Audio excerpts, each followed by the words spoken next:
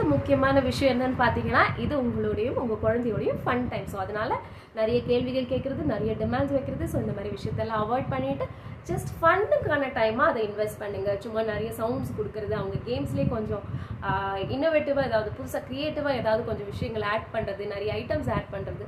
So இந்த மாதிரி குழந்தைங்களோட இன்வால்வ் ஆகிறதுக்கு ட்ரை பண்ணுங்கள். அண்ட் உங்கள் மற்ற வேலைகள் எல்லாம் கொஞ்சம் அப்படி தள்ளி வச்சுட்டு உங்கள் குழந்தைங்களுக்கான டைமாக அதை கம்ப்ளீட்டாக இன்வெஸ்ட் பண்ணுறதுக்கு ட்ரை பண்ணுங்கள். ஸோ உங்கள் மற்ற வேலைகள், மொபைல் ஃபோன், ஸ்க்ரீன் டைம், இது எதுவுமே தேவையில்லை. நீங்களும் உங்கள் குழந்தைங்களும் மட்டுமா இருக்கிற டைமாக இந்த டைமை வந்து மாற்றிக்கோங்க.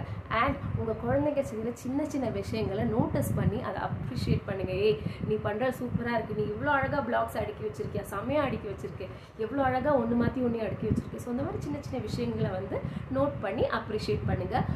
புதுசாக டாய்ஸை யூஸ் பண்ணுங்கள். அந்த டாய்ஸை விட நீங்கள் தான் ஃபன் அப்படின்ற லெவலில் உங்கள் குழந்தைங்க வந்து உங்கள் கூட விளையாட விருப்பப்படணும்.